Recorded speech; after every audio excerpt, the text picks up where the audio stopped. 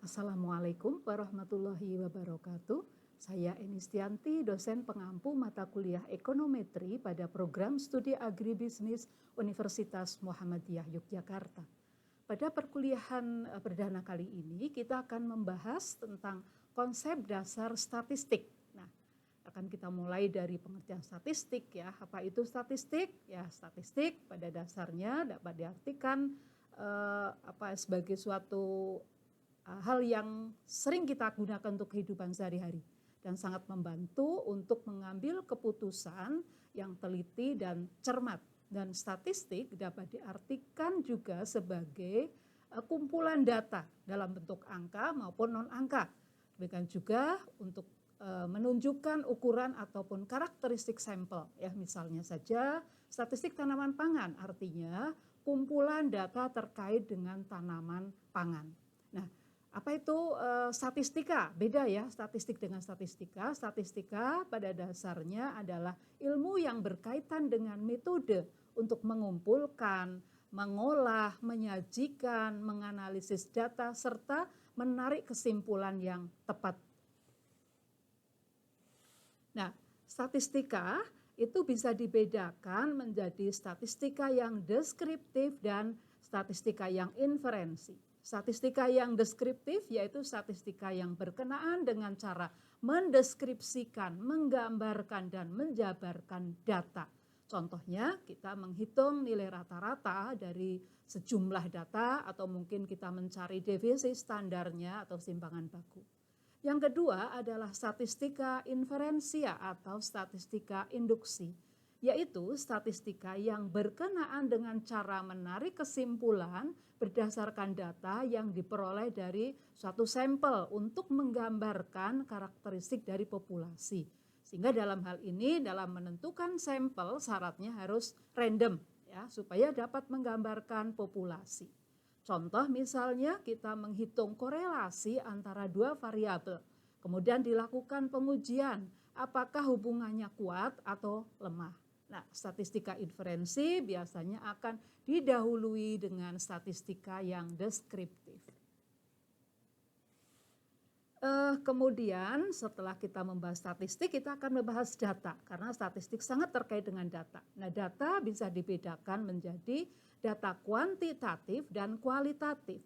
Data kuantitatif berupa angka yang nilainya bisa variabel. Sedangkan data kuantitatif sendiri itu dibedakan menjadi data yang diskrit atau dari hasil perhitungan. Misalnya saja UMY memiliki 7 fakultas, itu merupakan data yang diskrit, sedangkan data kontinu adalah dari hasil pengukuran. Misalnya kita mengukur tinggi badan seseorang, dicontohkan Agung misalnya 176 cm.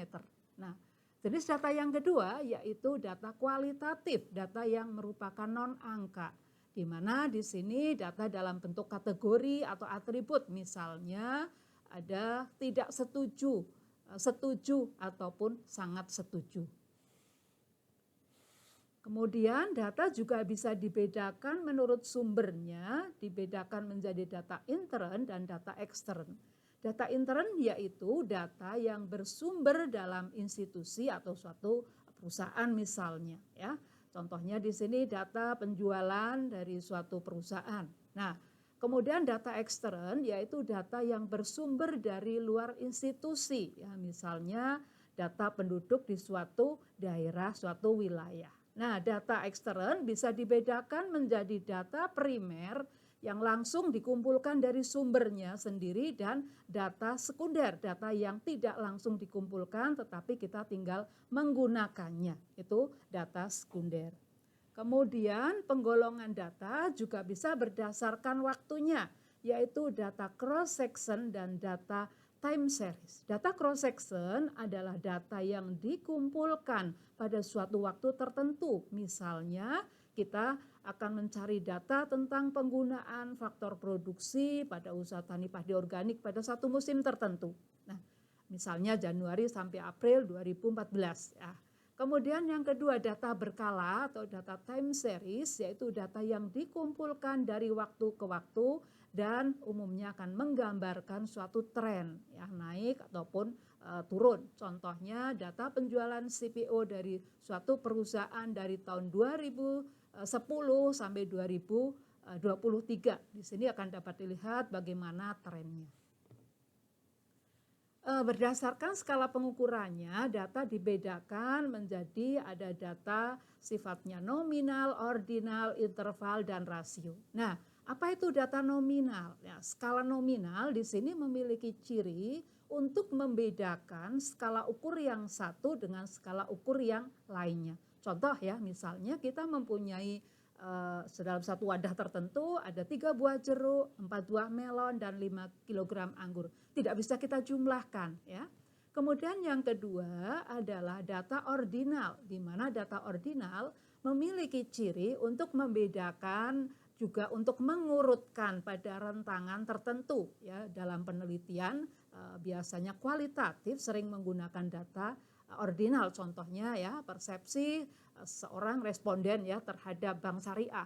Oh, ada skornya 5 itu istimewa, 4 itu baik, 3 itu rata-rata, 2 itu kurang, dan 1 itu kurang sekali.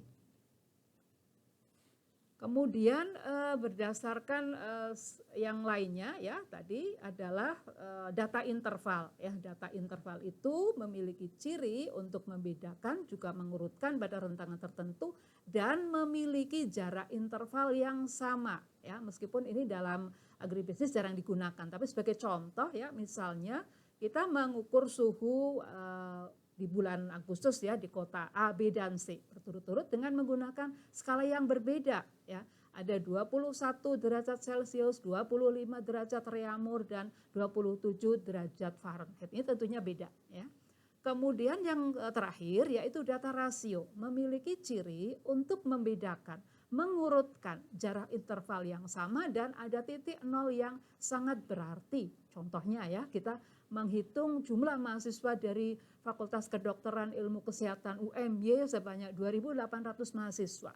Sedangkan mahasiswa Fakultas Pertanian ada 1.400, berarti dapat dikatakan bahwa mahasiswa di FKIK 2 kali lipat dari mahasiswa di Fakultas Pertanian. Baik, sebagai penutup ya, kita sudah membahas tadi, sedikit saya ringkas bahwa statistik itu bisa meliputi, statistik digunakan untuk membantu mengambil kesimpulan yang teliti dan cermat. Ya, statistik dibedakan menjadi statistik deskriptif dan statistik inferensial, statistika maksudnya ya.